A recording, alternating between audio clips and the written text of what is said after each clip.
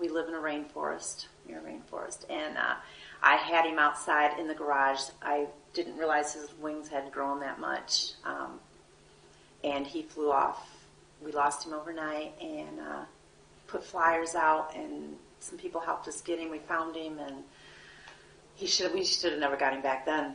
He's actually another time, a year ago, like last summer, when he went in the pool, he had some work done on our pool deck, and a bird, they cannot swim. They tread. Their wings tread so bad.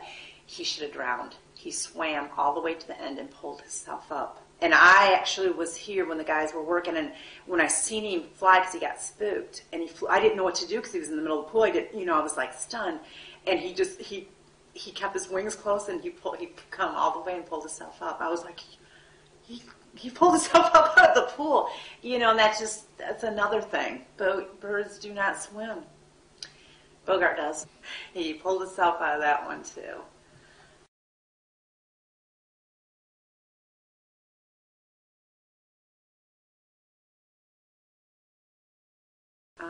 We had a small hole in our screen, our pool deck area, and the squirrels had been trying to climb up there. We actually put an addition on the back of this pool deck, and we put his cage out there so he could be part of the rainforest, and the squirrels had identified him eating peanuts, and they had started to climb on the screen, and they put a small hole in the screen.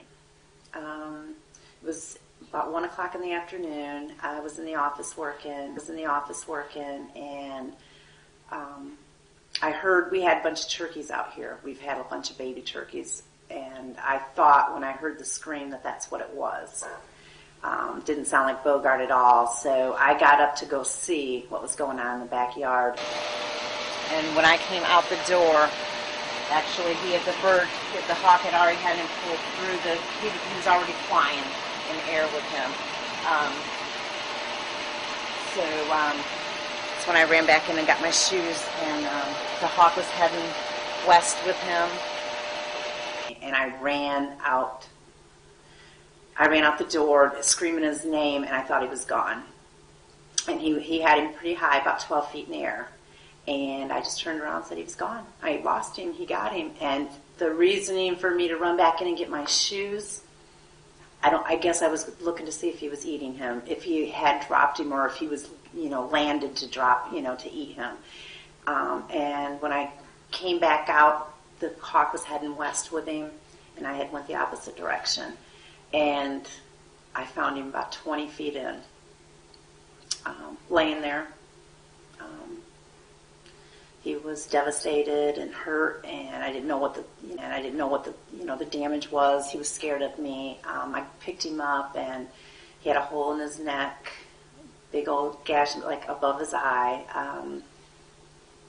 I didn't know if he was going to die right then or not, so I got in the house and called a girlfriend to call a vet, and so we found Doc Anderson, and we rushed him in.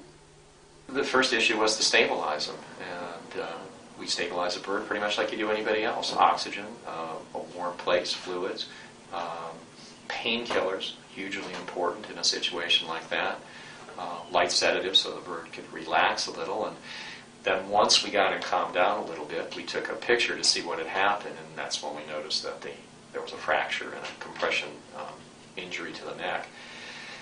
Bird has a long neck. I don't know if you've ever seen birds when their necks are extended, but they're quite a bit longer than they look. They look like their heads sit right on their shoulders, but they can actually extend them quite a bit, so there's a lot of flexibility there. And the issue was, what do we do with this? Do we try to extend the neck and put it in some sort of a brace, and in the process perhaps pinch the cord and paralyze the bird permanently?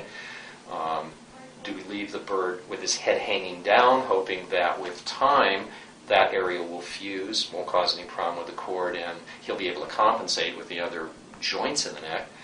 Yeah, he said he would probably say he would probably worse than a car wreck. He said a train wreck, and that you or I would have never survived it, only because they have an extension. Their neck is to where he was able to handle the force, but it would have killed us.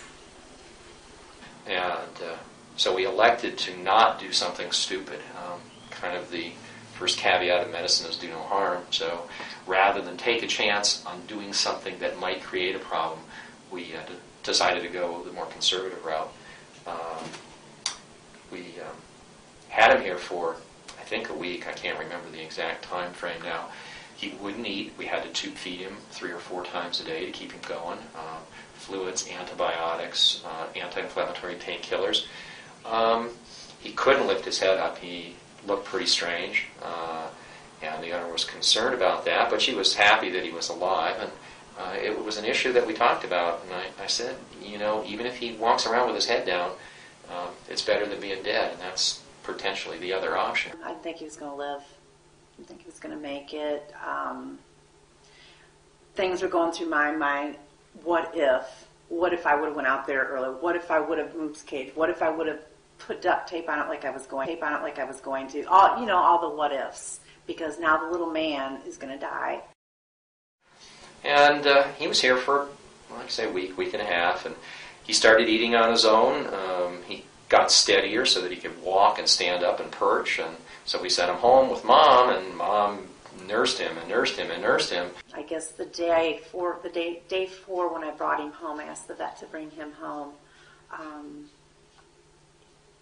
It was a chance that I was going to take, and I thought if I brought him home, he would do better in familiar areas than being at the vet, scared. Because I knew he was scared there. He didn't know who I was the first time I went to see him. I didn't think he was going to make that. I didn't think he was going to make it. And then day 4, it was either day 4 or 5 when I went in there, he came to me and didn't want me to leave. And they gave me time with him, and he just stayed real close to me. So that's when I thought he'd do better if I brought him home. I knew he recognized me, so that was a good thing. He wasn't getting any better.